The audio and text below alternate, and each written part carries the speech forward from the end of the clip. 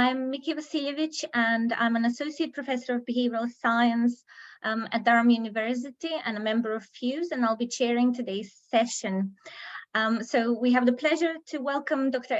Lewis Elliott from Exeter for our FUSE physical activity workshop today, and he will be talking to us about the role of nature in increasing physical activity, improving health and reducing inequalities. I will say a little bit more about Lewis in a bit. We have set up a hashtag for the event, so you can tweet during the event using the hashtag FusePoll. I'll remind you again about the Twitter hashtag later. So I'll just carry on. So just to give you an agenda, an overview of today. So I'll give a brief introduction of the day with some housekeeping, and we will swiftly move on to Scott Lloyd, who will be asking you for a short poll about future topics for FusePoll to organize that you may want to see organized by FUSE later on.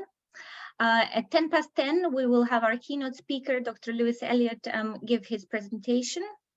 And then 10:35, Lauren Perkin and Jen Berger from You've Got This will be giving us a presentation of their practical experiences of working with communities around accessing green space. We will then have about 15 minutes of questions. This session will be chaired by Dr. Natalie Connor from Teesside University. We have scheduled a 5-minute comfort break, and I will actually pop up a slide when we have time for the comfort break after the questions. Following the comfort break, we will have 4 workshops to choose from in breakout rooms that you will be able to choose to join. We have workshops on green social prescribing for young people in the Northeast and North Cumbria, addressing the major health needs of coastal communities. The third workshop is on community asset approaches to encouraging use of outdoor spaces. And the final workshop looks at how physical activity is being encouraged in schools outside of PE and playtime, including forest schools and beach schools. Okay? All workshops will be facilitated by the FusePoll core team, who will be actually going through the breakout rooms and helping out. We then have 10-minute feedback from the workshops where we come together and we try to learn all the learnings from the different workshops and breakout rooms, and we will have a summary and close about 11:55 for a finish at 12 midday. So just a few rules of engagement and housekeeping for today. Please ensure that your microphone is muted and remains so unless invited to speak. We do have a long list of attendees for today's workshop, so this is really important so that we can actually swiftly move on with the event. Please also stop your own video to help with the streaming quality in Zoom, but also please feel free to start it during the social and the breakout rooms when we have discussions. During the presentation and the Q&A, please type your questions in the chat box, and the chair will manage the questions and put the questions to our speakers. Okay. During the social and the breakout rooms, if you want to speak, type a question mark into the chat box or raise your hand in the participant sidebar. Professional conduct is expected throughout, and if you do feel that someone is behaving inappropriately, please message the host, Scott Lloyd, who will be able to help with that. So just in case we have members who haven't heard what FUSE is. So FUSE is our Center for Translational Research in Public Health, and it's one of the centers of excellence in public health research. It is a virtual center which is operating across the 5 Northeast universities, so Durham, Newcastle, Northumbria, Teesside, and Sunderland. And our unique selling point is, of course, that we provide translational research in public health, and we are working in partnership with policymakers and practitioners to enable research findings to be understood and applied to public health issues that are of relevance. We are also a founding member of the NIHR School for Public Health Research, and of course, the directorate is in Newcastle University. So as part of FUSE, we have the FUSE Physical Activity Network, which aims to build physical activity research capacity across the Northeast region, but also beyond. We also aim to share knowledge and provide networking opportunities for policymakers, practitioners, and academics to come together, and also support implementation of physical activity strategies. Since its inception, the network has organized face-to-face, in-person, about 10 physical activity workshops since 2010. And there have been about 6 physical activity pop-up workshops online since 2020, since the COVID pandemic started. You can find out more if you go on the following website, and I'll just pass on to Scott, who has a little poll to share with you. Okay, thank you, Miki. So, just going to slideshow.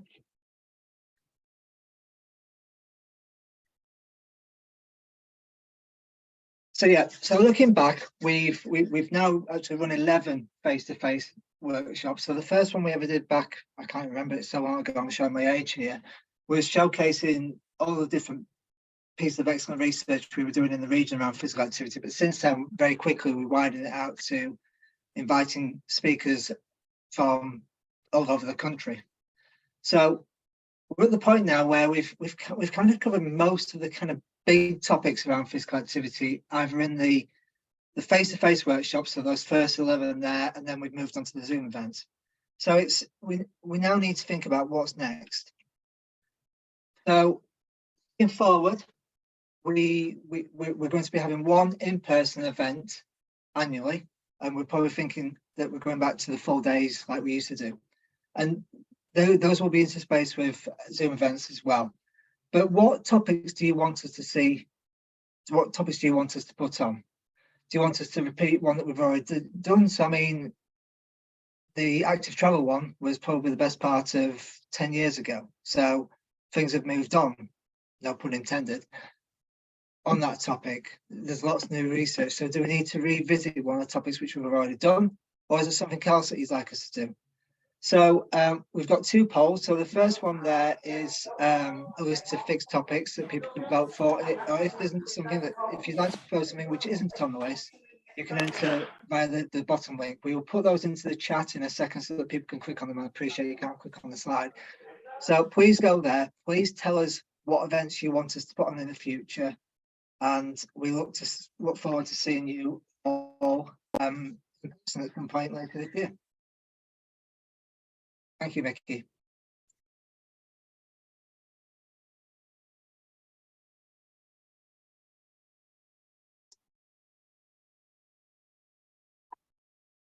Okay, so brilliant. Okay, so I'll just quickly go to my slide to introduce our key speaker, Dr. Lewis Elliott, today, who will talk to us about the role of nature in increasing physical activity, improving health, and reducing inequalities. Lewis comes from the University of Exeter, where he sits in the medical school and researches about the benefits of being in nature on both physical and psychological health and well-being. So I'm sure we're all excited to hear from Lewis. I'll just stop sharing and allow Lewis to share his screen.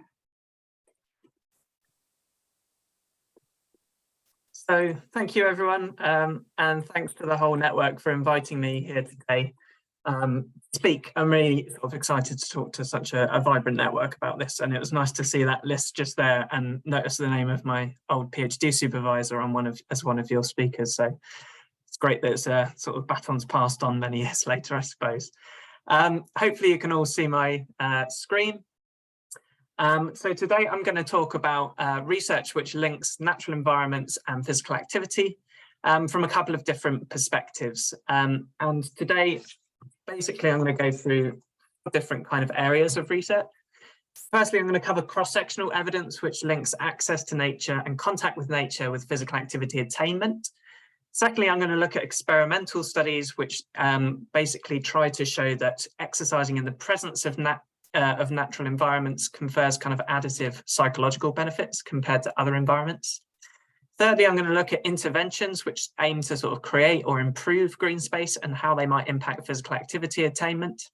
And lastly, I'm going to touch on how we've evaluated the benefits of nature to physical activity in economic terms for public health. But the idea today is that I obviously can't do an overview of everything. This research field is massive. So what I'm going to do is just kind of give you snapshots of studies and make it a kind of critical overview so that you get an idea that lots of these studies, while you might sort of assume more green space, more physical activity, there's many sort of caveats to different sorts of findings like that. So I'm just doing these snapshots of studies which kind of hint at those caveats and those critical points, I suppose. Very quickly, when I talk about green space, nature, and natural environments, I'm going to use those terms interchangeably today. So many of the kind of ecologists and other environmental scientists I work with would hate me for doing that, but that's nonetheless what I'm going to do today. So typically where I refer to green space here, I'm talking about kind of managed biotic spaces like parks or urban woodlands. And typically when I talk about blue space, I'm talking about areas like beaches, coasts, and rivers, which are largely kind of managed environments and not the kind of wilder natural environments.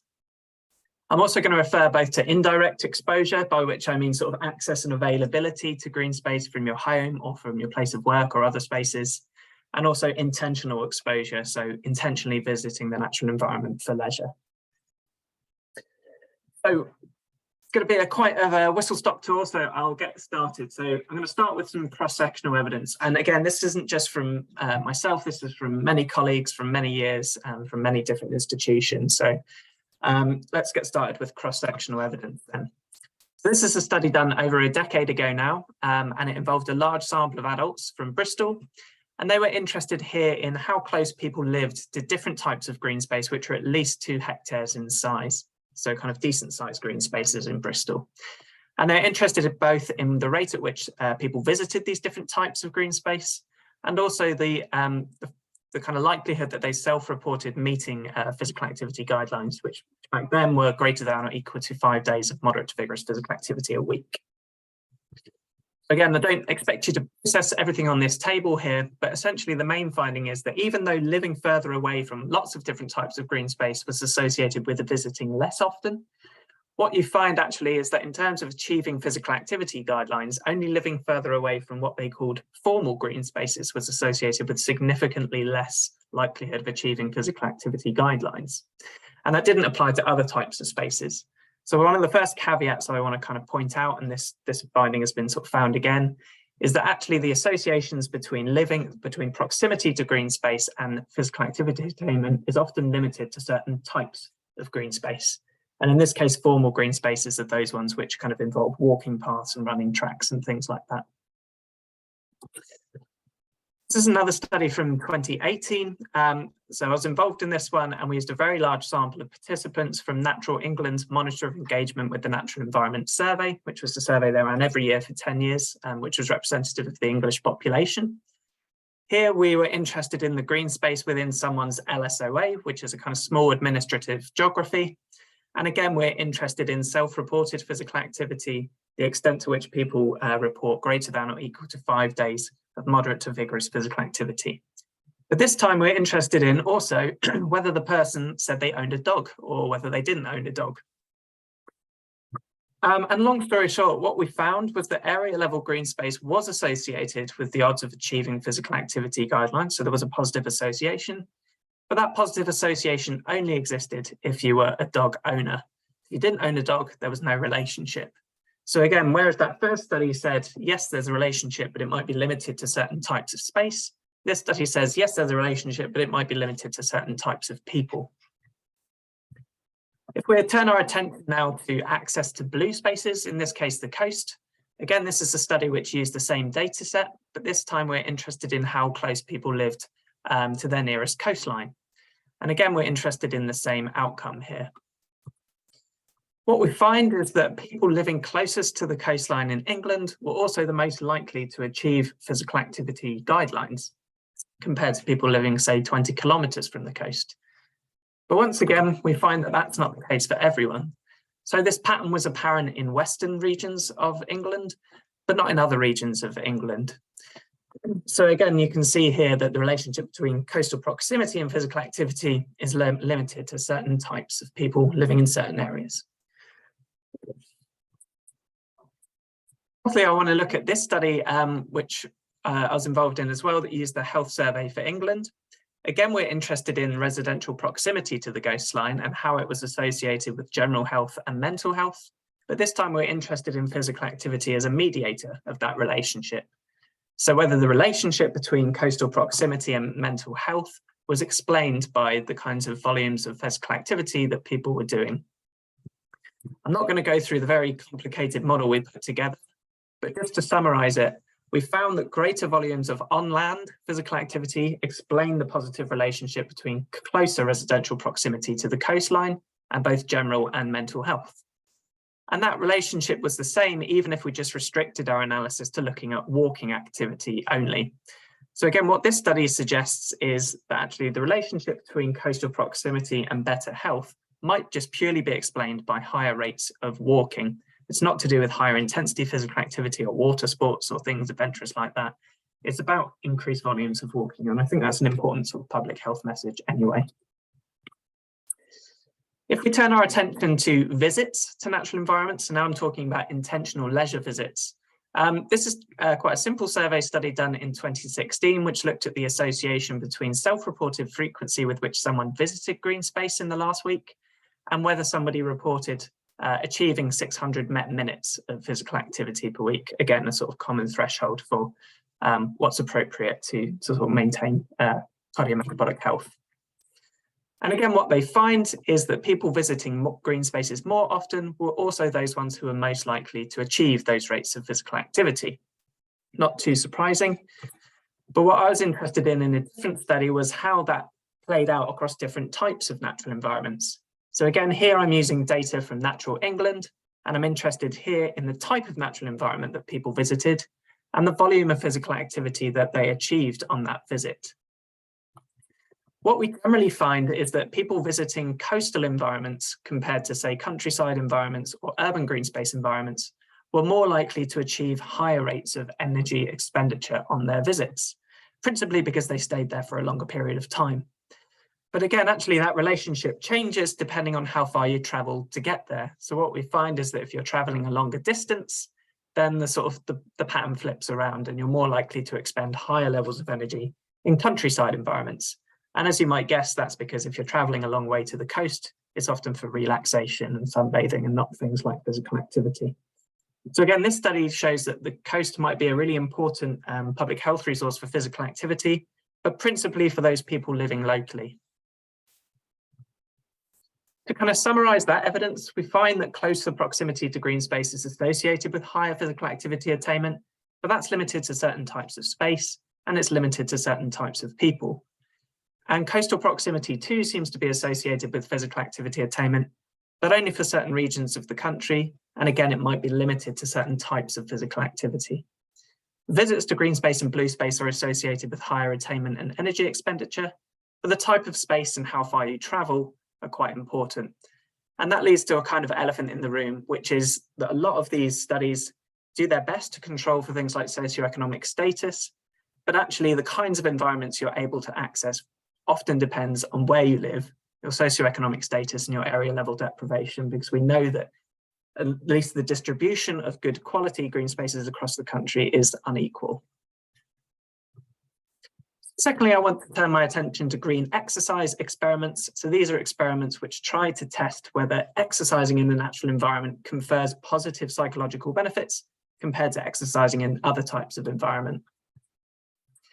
So this is a systematic review conducted last year of 24 experimental studies and 1,800 individuals from those studies.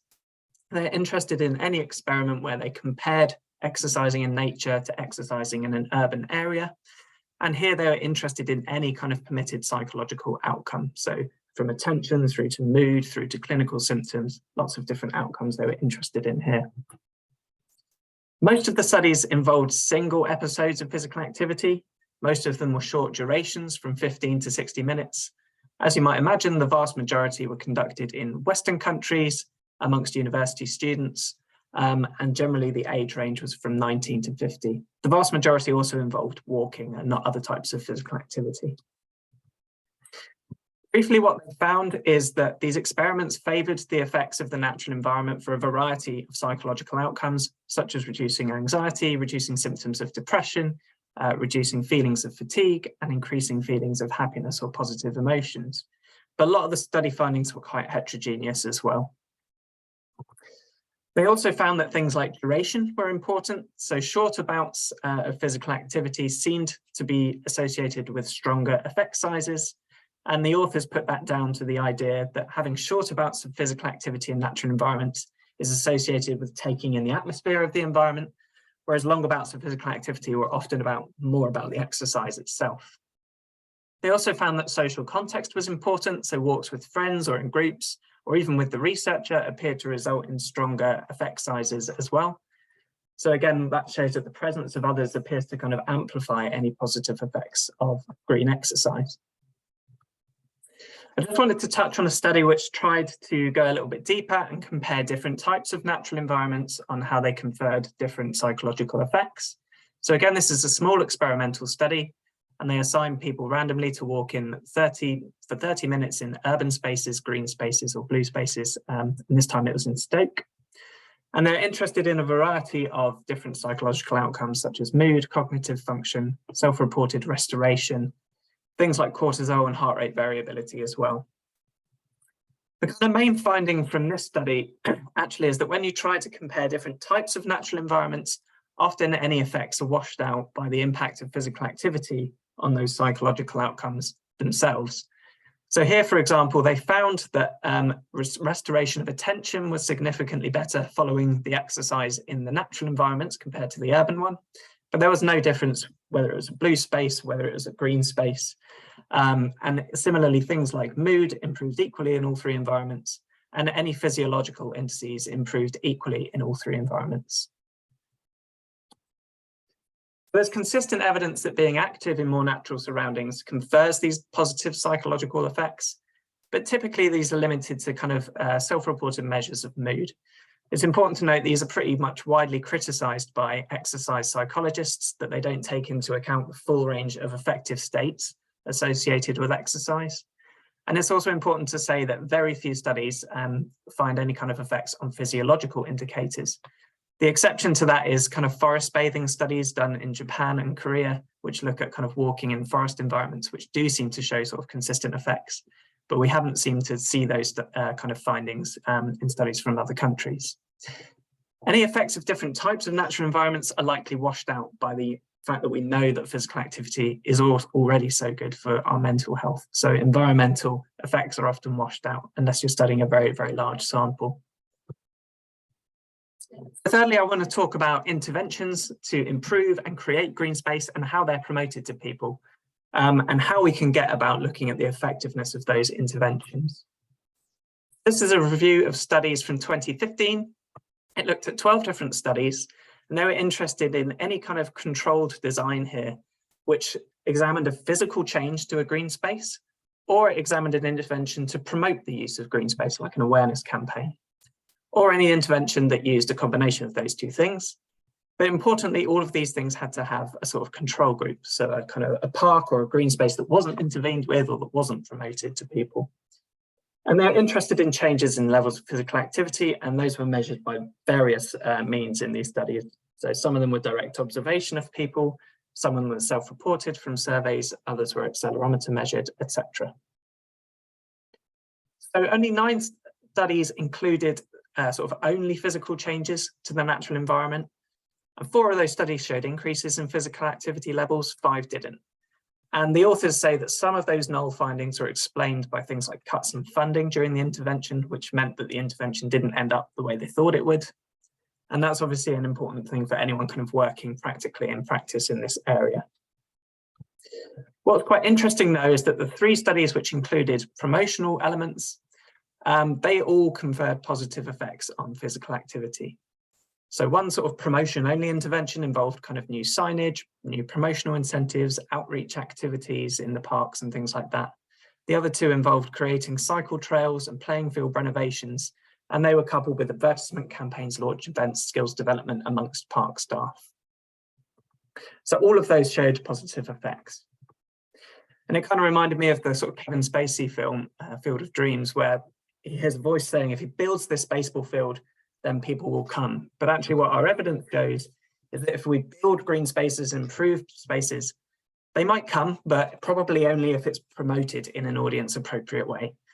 And even then, we don't know if the people that are visiting our green space are the same people who are already going to other places, and also displacing levels of physical activity. In other words, we might be increasing physical activity for people who are already active anyway. And just to say that those findings were confirmed in a future review as well, it's also near impossible to conduct randomized controlled trials of the effect of green space on physical activity. We can't randomly assign people to live in greener and less greener areas, of course, it's impossible. So we really have to rely on this kind of quasi-experimental evidence to show effectiveness. And that's often not what policymakers want to listen to, because it's not the strongest type of research design. It's also difficult to know if you're encouraging new people to be more active, or whether you're just transferring where people used to be physically active to a new space, or increasing the activity of already active visitors, which of course could actually widen inequalities. So it's important to sort of outline these caveats of these sorts of interventions. Now, this review's found that sort of promotion seemed to be important. So what I was interested in was, well, how are green spaces promoted to people for physical activity? So in this kind of early study back in my doctorate now, I was looking at a sample of walking leaflets from Devon. What I was interested in is, well, how is the text in those walking leaflets trying to promote physical activity in natural environments to people? So I developed a coding scheme, which was based on theoretically informed techniques, which have been used to promote physical activity behavior change. I coded all the text in these brochures, and basically 33 of the 87 potentially persuasive categories of message were present in at least 3 brochures in my sample.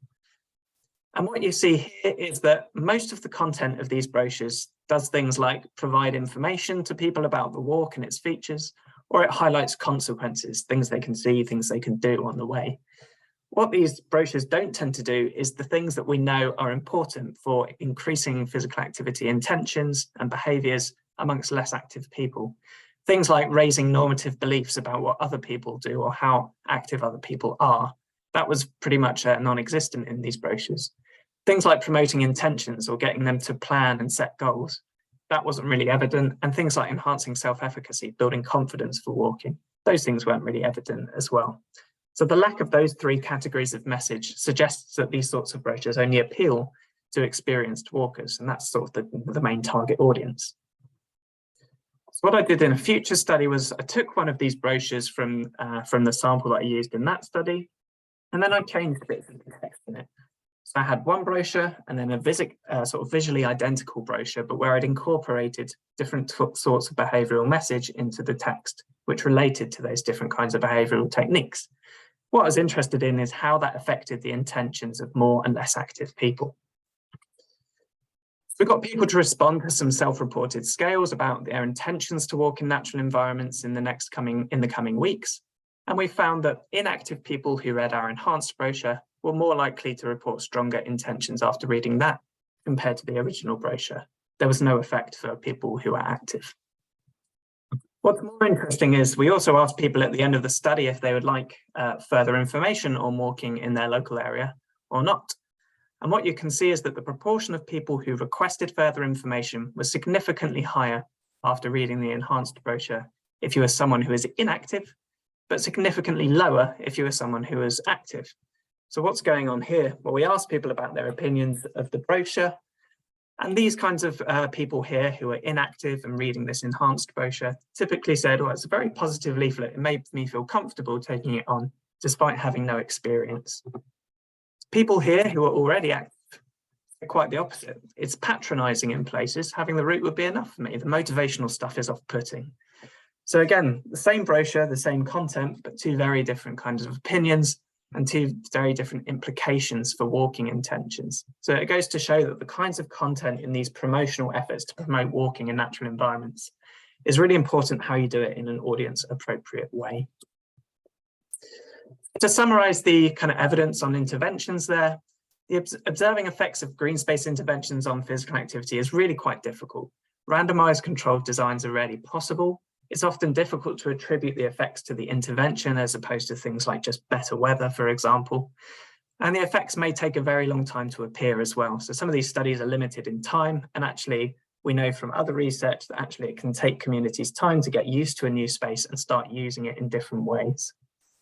So some solutions might be to use clever use of kind of longitudinal administrative data, or indeed sort of commercial data from accelerometer, smartphones and things like that over a much longer period of time, over a much wider population of people. Another solution might be better funding for longer and stronger research designs on this as well. We find that carefully designed promotional efforts might be key, but again, the elephant in the room there with the studies I just presented is, well, who's reading these things and how can you get them to read these things anyway? A really good study in this area that I've linked to here, and I can share the slides afterwards if needs be, is a study done in Belfast on Conswater Community Green, where they've really tried to do a very strong research design over a very long period of time with lots of these different elements. And even then, it's still hard to find many sort of significant effects, which are quite small in effect size.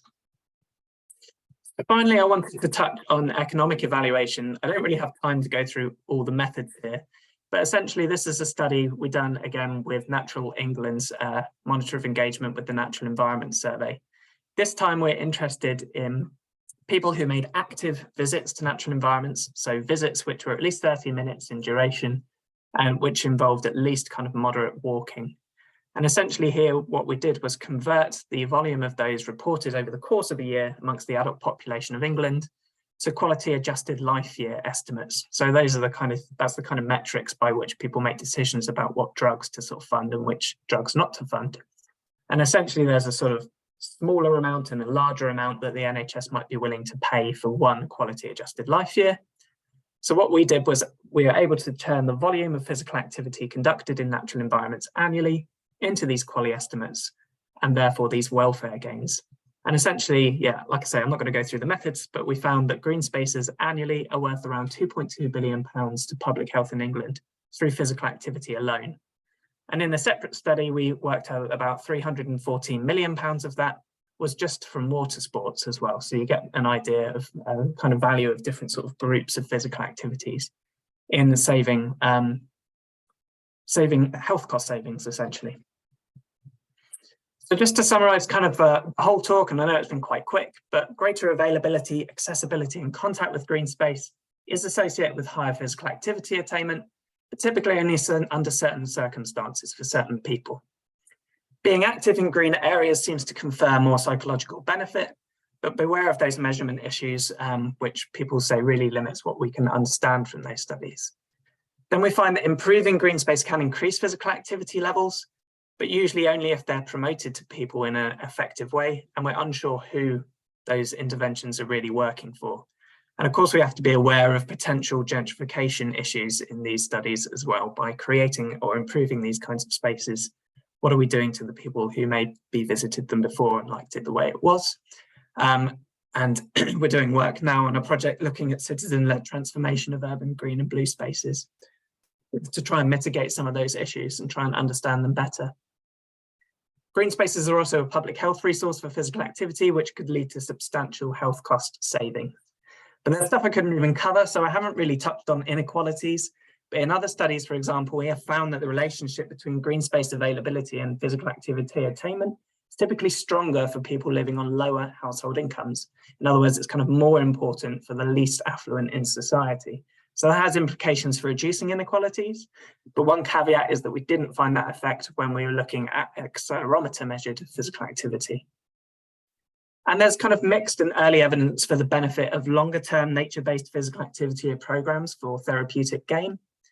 But again, this is kind of limited by the fact that these are very sort of small funded studies at the moment, typically led by charities, and the research designs don't tend to be sort of strong enough to convince sort of policymakers to do something about this. But I know there's talks later about social prescribing, and I think that's, you know, we're really building a much stronger evidence base for that thing now. Also watch this space because we have just been awarded funding to look at these issues over the next 4 years by the European Union. So good news there. just want to flag that we run a continuing professional development course in nature, health and wellbeing at the University of Exeter. If you're interested, get in contact with me or visit that website there. But that physical activity is just one small part of a much wider CPD programme where we look at issues like air pollution, like stress reduction, social contact, heat island effects, and loads of different kinds of things that might be linking nature, health and wellbeing. And lastly, thank you all for listening. I know it was a lot of information in a short amount of time. I also want to thank all of my co-authors and wonderful colleagues that made all this work possible, our public engagement group at the European Centre for the Environment and Human Health, and the NIHR, Natural England and the European Commission for funding and working with me on this work. I look forward to your questions later after the second talk, but thank you very, very much.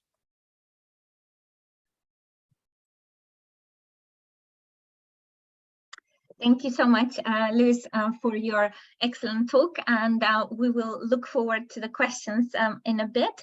But now, without further ado, I will share the screen with Lauren and Jen from You've Got This, who are going to give us a short talk about their work with one of the 12 Sport England local delivery pilots, which they're part of.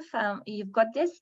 And their group is taking a place-based and whole system approach to reducing physical inactivity. They work in a very small team made up of 5 people who work across the South Tees, which is made up of 2 local authorities. Lauren is one of the 2 program officers who has a strategic decision making about which interventions they're taking and which work streams they're looking at. And Jen is the insights and analytics officer for You've Got This, and she leads on the and manages the different teams and tools they use to gather data and create their insights. So we're looking forward to hearing about the work of You've Got This. Thanks, Miki. I'll just wait until the presentation's uploaded.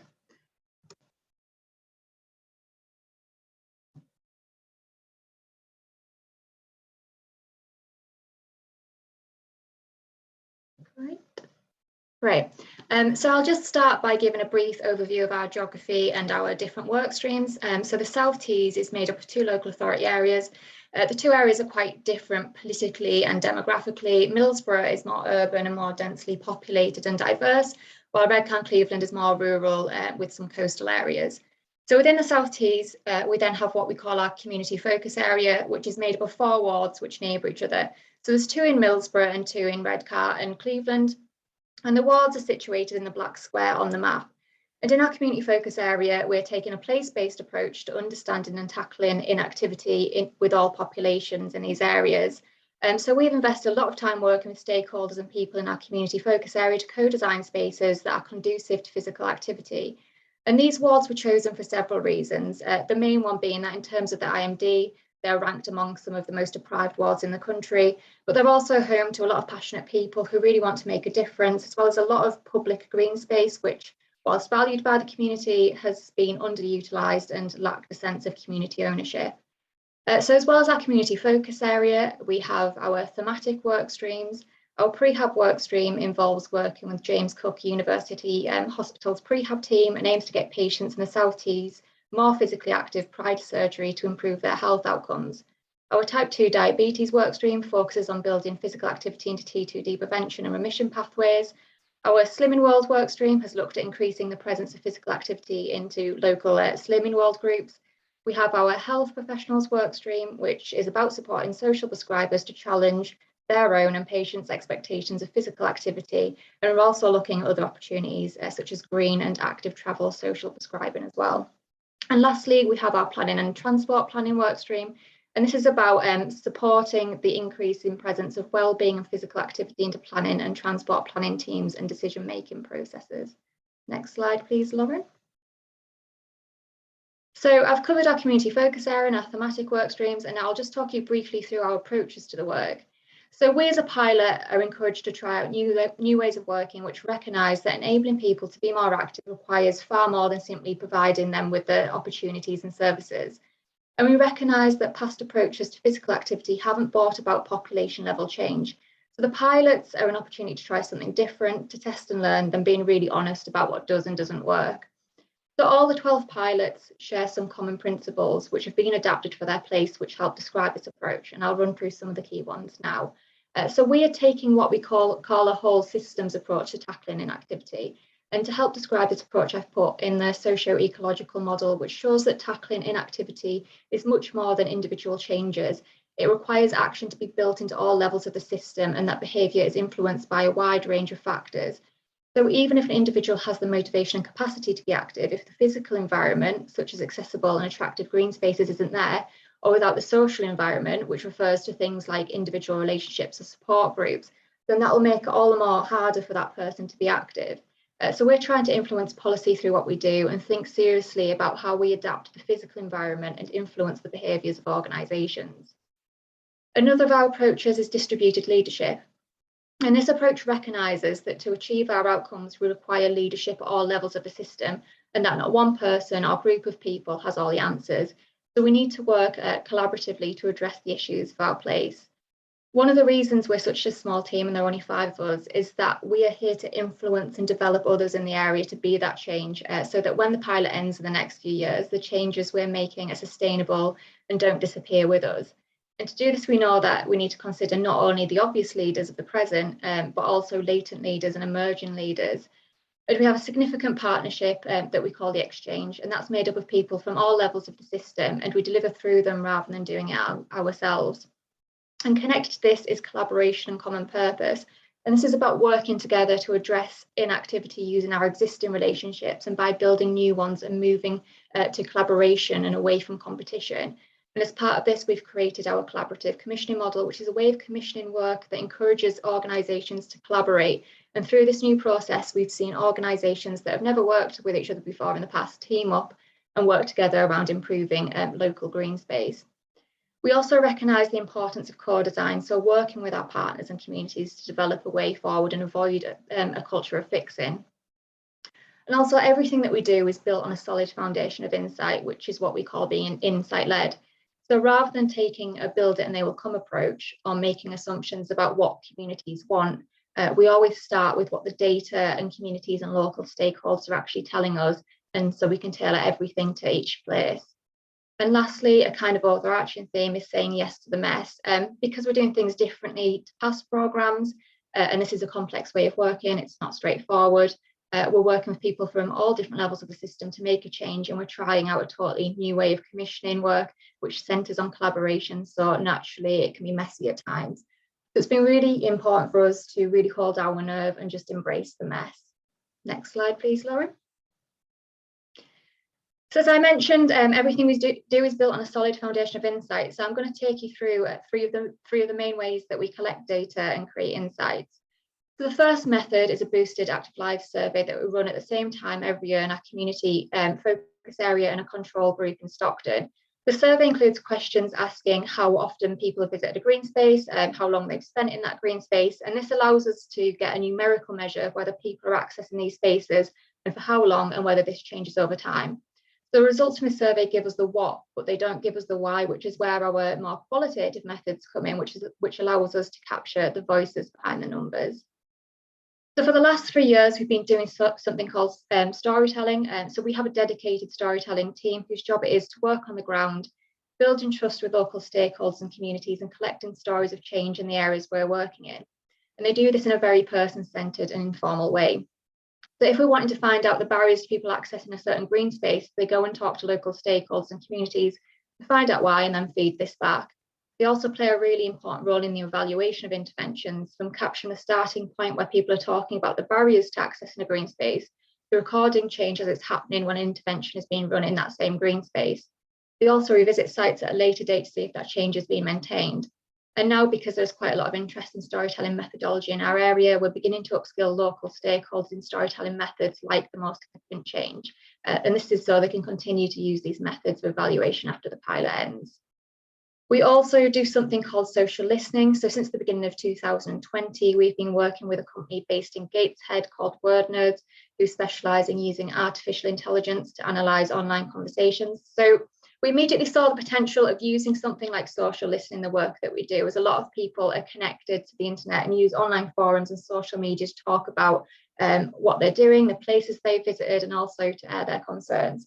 And social listening would allow us to access large data in real time, which was really useful for us as we work across a relatively large area. And social listening would allow us to access conversations about different themes and spaces within the South Tees at the click of a button.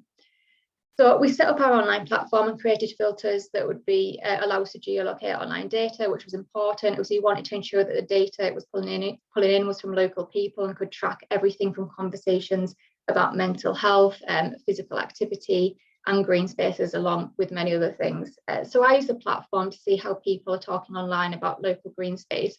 And on the right of the screen, you can see some diagrams that are showing the volume of Twitter conversations about Stuart Park, which is a park in Middlesbrough, and their attached sentiment scores over the last year.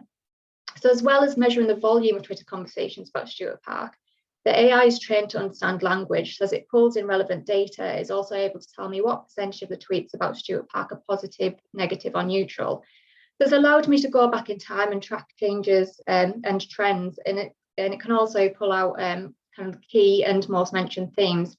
And then I can click on the theme and it'll show me the raw data or comments, so I can see exactly who is saying what and start to identify gaps. So social listening is just another way that we're able to create insights about how people are using local green space and their attitudes towards those spaces, and to also capture the voices of people who perhaps wouldn't participate in something like a focus group or fill out a survey. And all of the insight from these methods is used to inform our approaches and our priorities and proceeds to the next phase in the process, which is the community co-design. And Lauren is now going to talk you through an example of how we've done community co-design around a green space. Thanks, Jen. So moving on to the community focus area work, I'm going to go into a little bit more detail around our approach to actually engaging with local residents and stakeholders within the place to create a bit of a strategic oversight. So to give you some idea of one of our community focus areas is Grangetown, which you can see on a map here, which is based within Redcar and Cleveland as a borough. There's quite a large volume of open space, woodland, parks, play areas. They're currently managed to a minimum requirement with very little community involvement. Engagement within the space is quite difficult, and those spaces are massively underutilised, as Jen talked about previously. And obviously we've gained that insight through our storytelling and also through our AI system, so we understand actually how people interact with those spaces currently. One of the things that we acknowledged within Grangetown when we were working in the space is the fact that actually there was quite a lot of work going on around regenerating the spaces that you can see highlighted in green on the map. However, these were all being done by different areas of the local authority, voluntary sector, different elected members, which then meant that there was quite a disjointed approach to a very small space within Grangetown, but actually the residents of those places actually interact with all of these places and could actually interact with all of them if they were utilised in a more strategic approach. So one of the areas that we've done is try to take a bit more of a strategic approach and join up the dots between all of these different stakeholders and partners around actually creating a plan that looks at how people interact with these spaces on a place-based approach. So one of the things we are looking at is how we can support these spaces, and understanding the blocks and why people aren't accessing these spaces is vitally important for us. So one of the things that we realised that a new approach was needed, and therefore that co-design and collaborative approach was how we thought we could create that level of change. So what our collaboration and co-design approach looks like. The co-design approach utilises the existing relationships of stakeholders within a place. So not myself or Jen going in and trying to form relationships with local residents, but utilising the networks and trusted members of the community to actually engage through them and upskill them with the skills, approaches and methodologies of how we can actually gain the insight and develop these places together. One of the things which obviously links with what Lewis was talking around is taking an approach that works for the audience and trying to think outside of the box. Generally, residents within our community focused area have been consulted around different areas of work over and over and over again. and we generally see the same 5 people coming to focus groups. So what we aren't getting is that broader interaction across the whole place of people who aren't accessing those places. So one of the things that we have tried to do is create a co-design approach that utilises activities and engaging people, such as doing things like bird box building, which actually within Grangetown had 90 families actually attend an event, which was then used as an opportunity to co-design a woodland space. But actually by having those activities is the core focus of why people are coming, with the consultation and co-design approach coming secondary, has enabled us to build trust and also progress that consultation with a broader range of opinions and views. One of the things I always like to say, which Jen always backs me on good, is around don't forget the core in co-design. Some of the things that we have seen through our work is that we shift the responsibility of the design work onto the community. However, we lack the through that we lack the skill sets and approaches that actually us as officers and the insight that we have, and also some of the other members of staff within the local authority have. So trying to build a level playing field around co-design, so actually making sure we're utilising and maximising the skills that we have within the system, and also the values and opinions of local residents, to create a balanced approach to the development of the spaces. And also it's an iterative process. It isn't something that we just do at the beginning. We have developed green spaces within the place that are continuously changing based on views, changing use, and just making sure that we don't ever feel like we're done, which can be a never-ending cycle. However, it's something that creates a greater use of those places, and sharing the control and power around the decision-making process is massively important.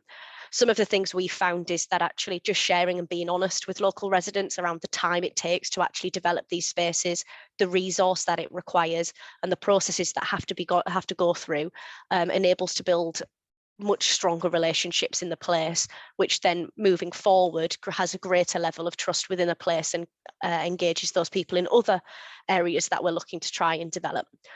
So when it comes to collaborative working, one of the things that we start around is making sure we establish trust and honest and open relationships between everybody, as I've mentioned, and also understanding the current status of where people are at. So on all of those places, who's doing what, where and why, and trying to just share that across everybody so we're all on the same page, to then actually build a common purpose around what we're trying to create within the place and why we're trying to create it. So maximising the use of the insight we have, and also all of our other stakeholders and residents have within that place, so we're all working from the same page. And challenging compromise is something that's key to our work. Some of the times we're trying to obviously challenge the way things are done, looking at why we're doing things in a certain way, which can be quite a difficult conversation to have, but sometimes these conversations are needed.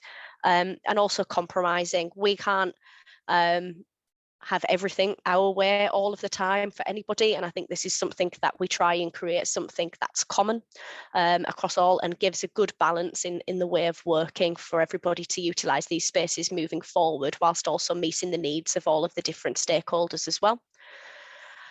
Obviously, sharing the data and insight across partners is massively important and is continued to be done.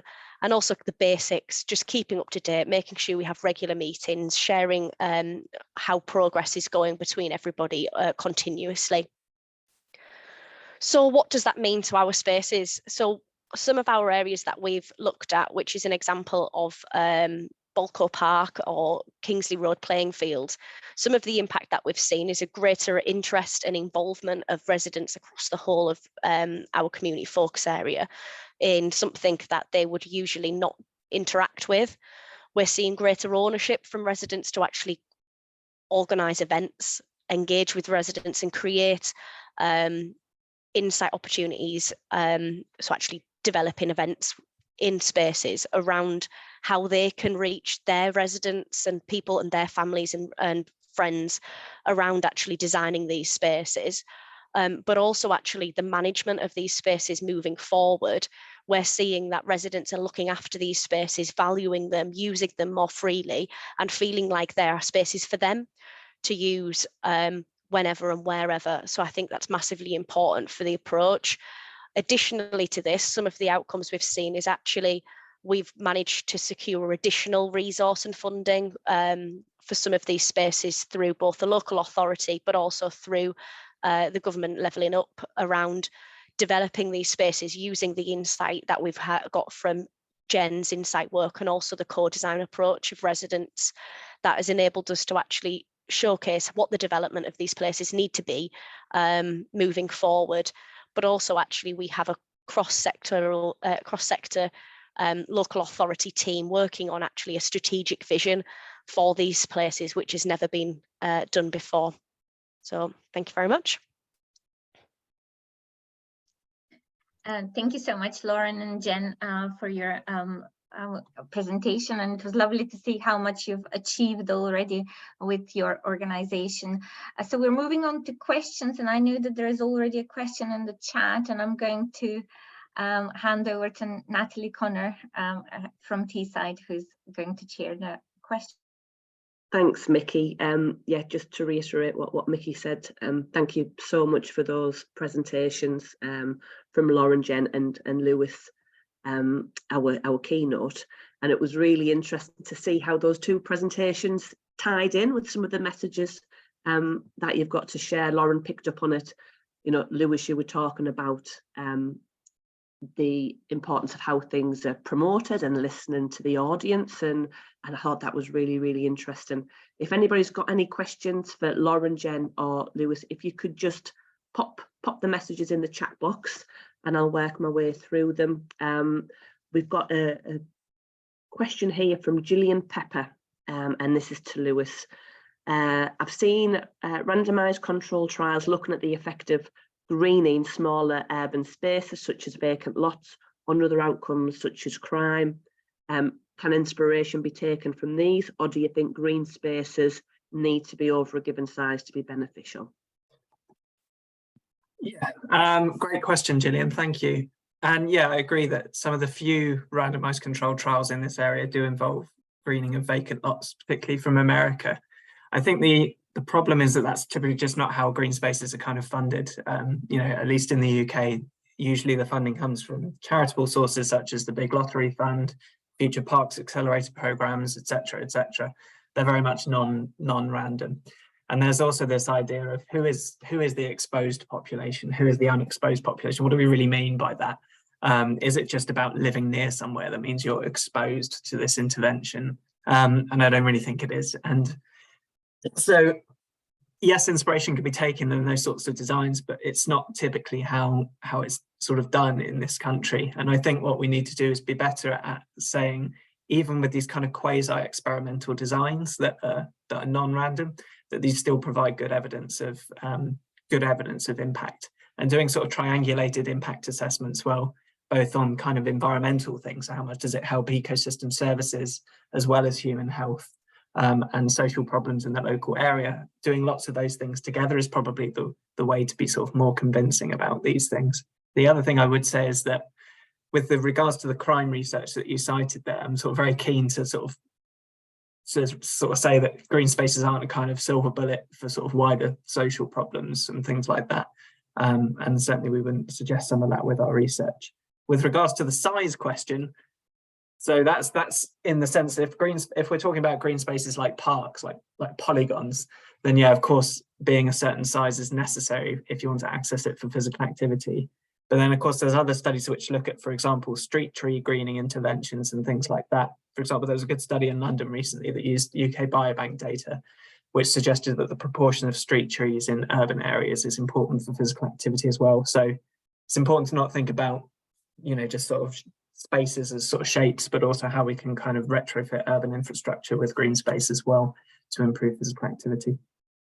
Thanks. Okay, thanks very much for that, Lewis. Hopefully that's answered your question, Gillian. We have a question from Paul McCrory, who is very interested in your newly funded work taken place in the EU. So if you could just give a little bit more detail on that, that would be great. Yeah, I'm not sure if I'm allowed to talk about it yet because we haven't kind of signed the grant. Oh, well, I'll talk about it anyway, but we might have to chop this out of the recording. But yeah, so we haven't signed the grant agreement for that yet, but that will be 4 years looking at a series of case studies across Europe that are based around nature-based therapies. So they really build on a lot of the social prescribing work, which has been sort of championed in the UK here, but in lots of different contexts, and especially in lots of different national contexts for which the prescribing of nature by health professionals is more and less accepted sort of culturally. So essentially what we're doing is a series of randomized controlled trials across Europe. The Exeter's job is to do the sort of process evaluation of those trials. So looking at the processes that participants go through and how it leads from being enrolled into these nature-based therapeutic programs to the outcomes that the participants get at the end. So it's our job to look at all the sort of contextual and process factors that people are going through. Great, thanks for that, Lewis. There's no more questions in the pop box. I'm going to ask a question that kind of covers but for Lauren, Jen and Lewis to possibly answer, and it's around that promotional element. So Lewis, you were talking about in terms of the audience who are reading leaflets around walking, for some it actually put them off from engaging in that physical activity, which is an issue. But as we're moving into a digital era, but in communities we also have that. Is it data deprivation? Is that the right term to use when not everybody can access things digitally? How do we overcome that challenge, whilst also knowing we need to reach different audiences in different ways? Digital divide. Thanks, Scott. I mean, I'm happy for Lauren and Jen to kind of go for that first, not just putting off because it's difficult. Thanks, Lewis. Yeah, I don't mind taking the first one on this. Yeah, obviously the digital divide is something within our community focus area that is massively present. So I think the variety of how you engage with people is massively important. That's why we have quite a lot of working through trusted members of communities. So using those trusted relationships to engage with people is one of our mechanisms. A new area of work that we're exploring is around community activators. So actually recruiting these trusted members of the community to actually go have conversations with other residents around actually how to be active, where to be active, what's the value, what's the motivation, why do they move, as well as utilising a comms mechanism of people like me. So having photos, videos, TikTok posts around actually people from a place being active in their place. So I would say there probably isn't a magic bullet of how we can actually engage with everybody. However, I think one of the things we would say is variety and not being afraid of actually trying everything and anything and changing things. So we definitely haven't cracked it, but I think that process of test and learn and seeing what works for who in what circumstances and why has enabled us to find some elements that work a little better around generally interpersonal relationships are the strength of how to actually engage audiences. Yeah, brilliant. I think, yeah, did you want to add something, Lewis? That was well, not really, but it just reminded me as Lauren was speaking that, yeah, we've done a similar approach with this project called Connecting Actively with Nature, which is run by Active Devon and Sport England in Devon. And again, the approach there was for people living in specifically rural deprived areas of Devon, that this kind of Connecting Actively with Nature program is basically a physical activity in nature sort of interventional program. The main way we access those communities was through gatekeepers, if you like. So it sort of snowballed. We had some initial people that were interested, and then that snowballed down to these people in their sort of communities as well. So I think, yeah, what Lauren said is a great way of going. Sounds like a similar model. Thank you. We've got time for one more question from Kim Hansen to Lauren and Jen. Do you consider accessibility in terms of people's physical ability in accessing green and blue space? Yeah, it is definitely a massive blocker. Obviously, our work focuses around inactivity. So generally, the people we work with have a high range of long-term conditions, different health needs, and also accessibility. Some of the areas we are experiencing quite a lot of insight around is around autism, ADHD, and use of open space around that. So we are developing some work around that in some of our open spaces around how we can connect, because one of our local green spaces actually has a SEN school being built next to it. So we're looking at how we can actually connect the two so they utilise open space in a safe way, and expand their open space from just their playground into actually connecting in a community side. So I think, yes, we do. And I would say across each community focus area that we have, so North Ormsby, Brambles and Thorntree, Grangetown and South Bank, all has a very different need. And that's why we take the insight-led approach. So maximising the use of the insight that we have to actually design those spaces based on the need of the local people, rather than kind of a transplant approach. So what we don't do is design something in one place and lift and drop it into somewhere else. It's always tailored to the people in that place, based on obviously everybody's different and everyone lives and interacts differently. So I think utilising that insight is the way that we tailor it, and accessibility is always a factor in that design. Can I add to that, Natalie, as well, if that's all right? Yeah. It's just, again, it just reminded me. So one of my colleagues, Dr. Sarah Bell, she's a kind of expert in disability and green space. And one of the things we always talk about is, because a lot of my research revolves around the coast and blue space, I'm like, well, how, a coastal path is necessarily difficult to access. It's that way because it's sort of been that way because it evolves the, topography of the coastline and all the rest of it. And the retort to that is always, well, we put steps in. We put steps in coast path, and that's necessarily a choice, and it's necessarily a choice for people who are able to walk. So, I think, and I'm always reminded that actually, we do make these choices almost sort of unconsciously to sort of favour people with, able-bodied people. And so I think actually there is a much wider discussion about our sort of cultures of how we improve green and blue spaces for access. I realise I talked about access in quite a limited way in my presentation, but the point that Ken's making about actual access is quite different. So anyway, it just reminded me of her work on disability and green space. No, great. Thanks, Lewis. I think you and Lauren have become quite the double act there, with their bouncing off each other with replying to the questions. That is all the time we've got for questions. Thank you so much for those who have popped on in the chat box.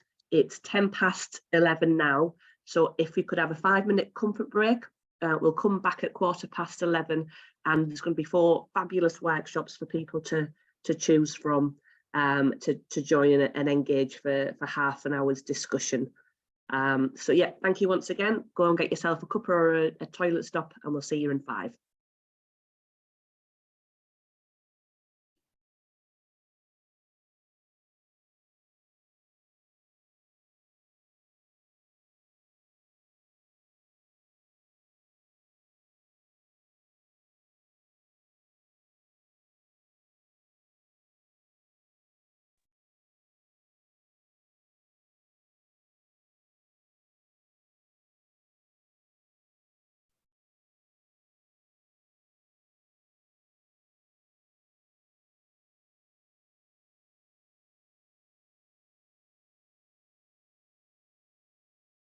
Right, I think we're all back from the breakout rooms. Still waiting for a few more people to come back.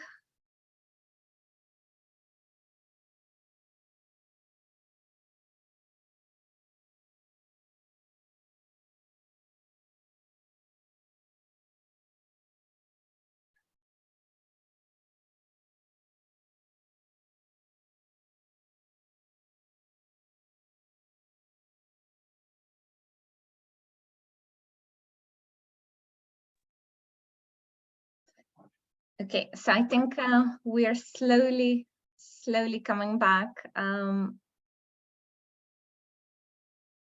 Right, okay. To our feedback session.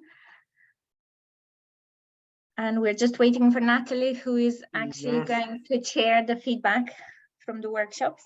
Yes, we've just, poor Scott was in the middle of talking as the seconds were counting down. Bless him. You know, I'm sure other workshops might feel the same. There just wasn't enough time to actually get through the discussion that we wanted to do. So hopefully moving forward, and I've got my fingers crossed, certainly for hours around coastal communities, there'll be some momentum moving forward with trying to reach out with members from Fuse and wider from Fuse as well, about looking at taking something forward there. But I'm just going to go to the facilitators from each of the different workshops, and you've got 2 minutes each to be able to give a little bit of feedback. So if I just go to Ali and David, to just give some key points from your discussion. Yeah, no worries, Nat. I'm going to start my stopwatch as well, so I'm on time. So yes, we had a good discussion around the community assets approach and the use of outdoor space, and some of the key points that came through were around what are the strengths of the environment that we've got, the outdoor spaces. We talked quite a bit around the use of parks and they're being free and accessible, and the other opportunities that can come in that environment. So walking, cafe, growing, engaging with wide members of the community.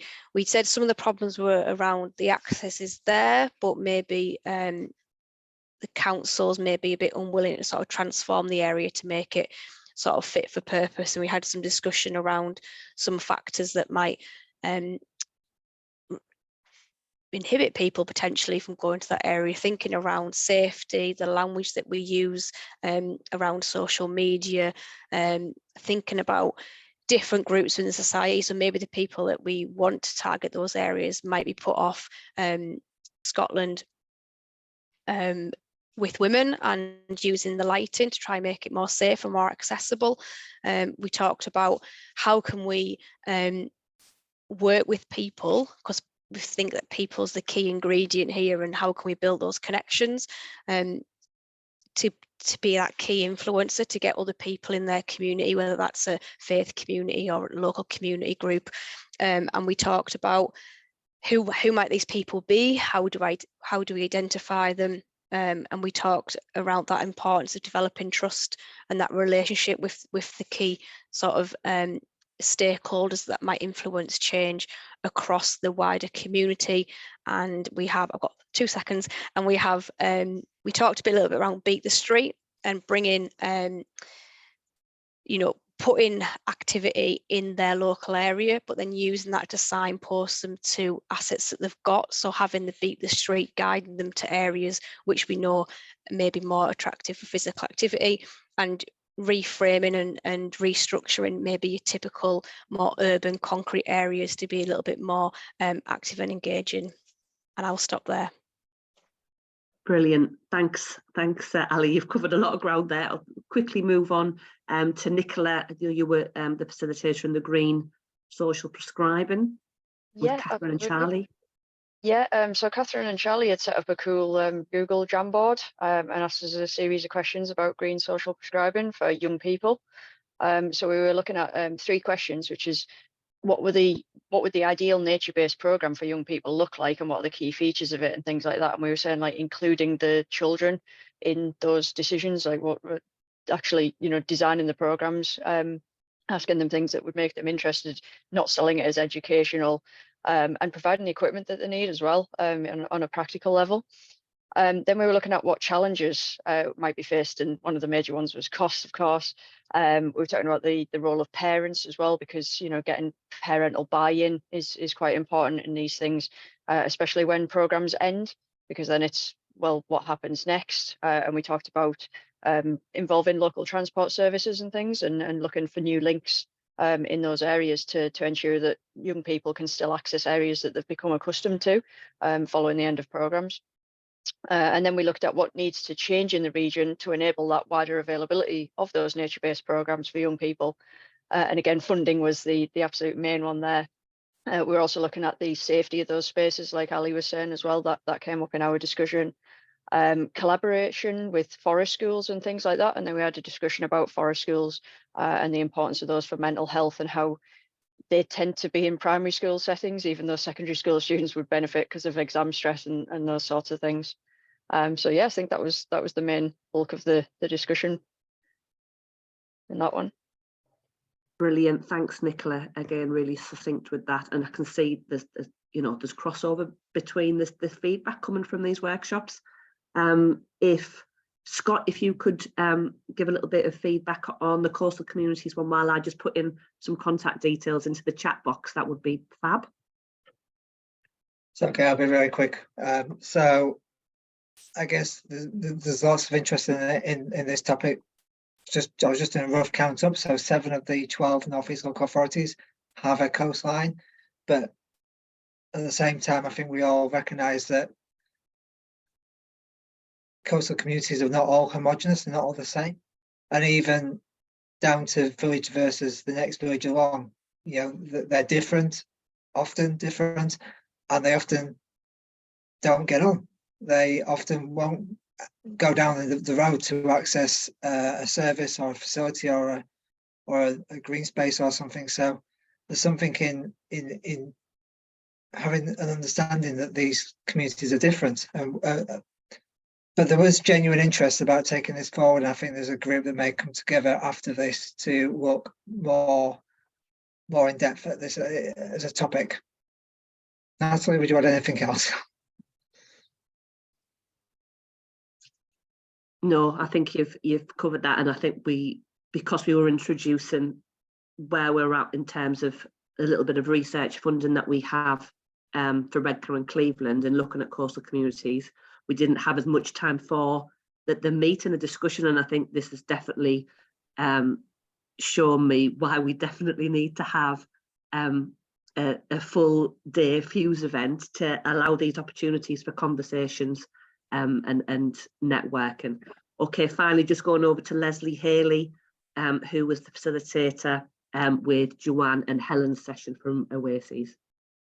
Hi everyone, we had a great session. We heard about forest schools, which seems to be a theme, but also the forest bathing, the gardening, active learning, and learning on the coast, on the beach, which filters into what you were saying, Scott.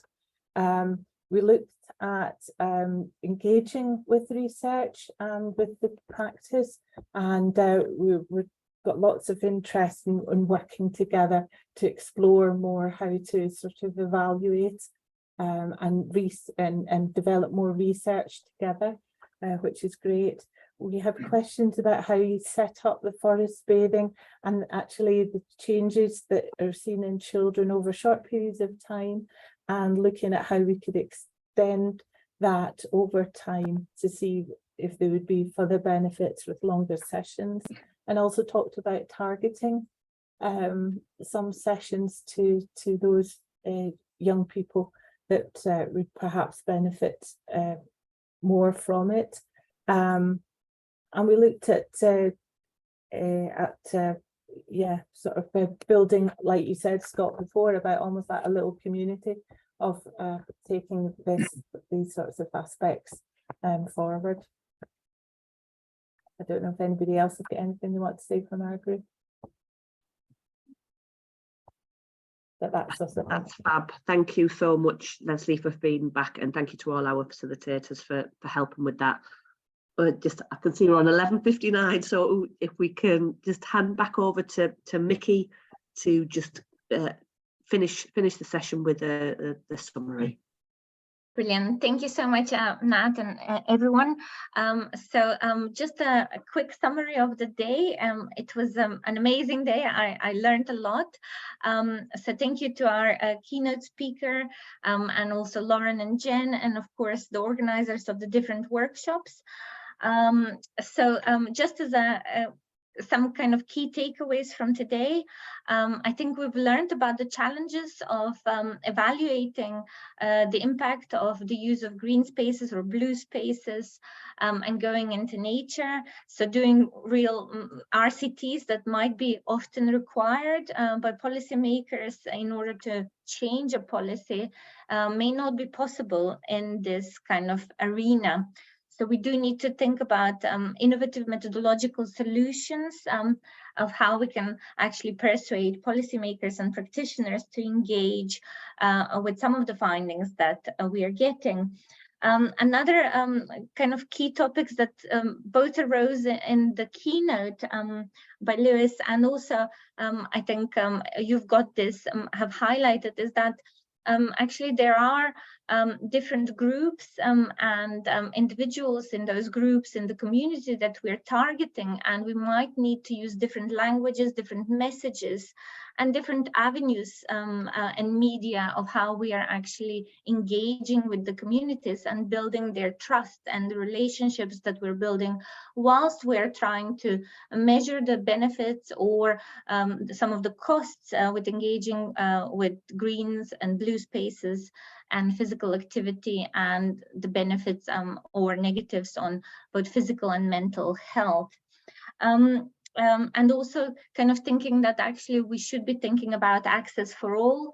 And I know we didn't touch too much upon socioeconomic differences and how to reach those who may need it the most, but there is some evidence obviously that actually they might benefit the most from these interventions that we are all interested in.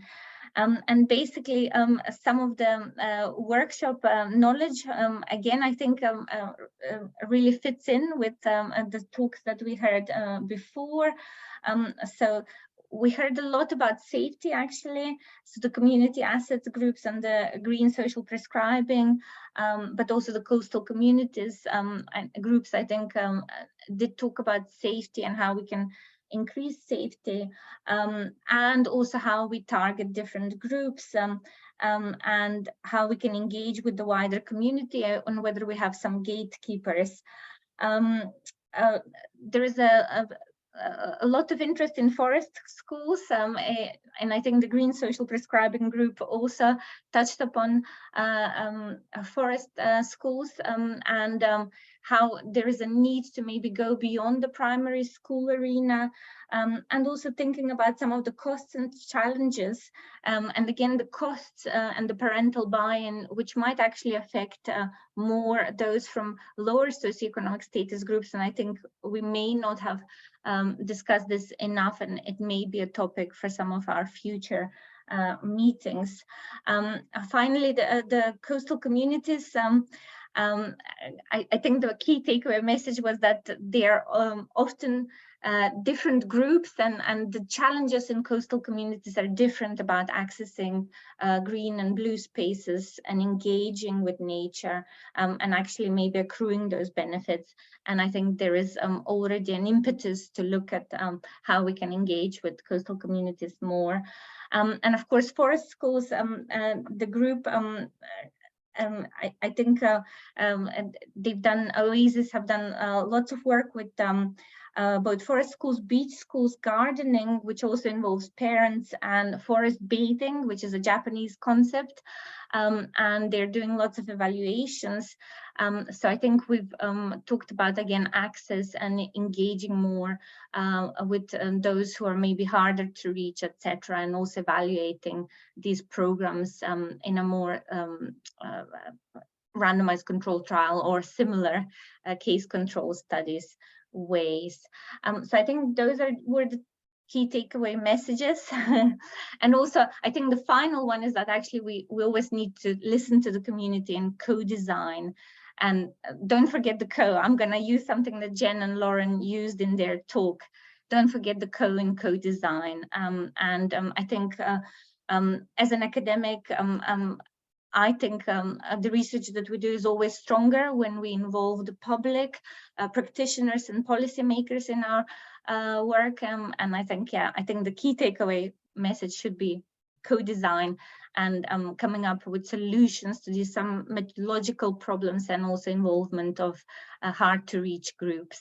So yes, and I look forward to the next workshop that Scott will probably tell us about in the next iteration of FusePo, because I don't know if he has actually had the time to crunch the data of your voting, but if you haven't voted yet, please vote or send your thoughts to Scott. Very, very quickly, Miki. So the winner at the moment is physical activity inequalities by a fair stretch. But the poll is not fully closed, so please go and vote, and let's shape, co-design our next event together. Brilliant, brilliant. So thank you so much for everyone for taking away the time to come to our event. I hope you enjoyed it and hope to see you at the next Fuse event. Okay, thank you. And stay in touch. And if you haven't actually signed up for Fuse, you can sign up to our network for free. I think Leslie already shared the details, so please do so.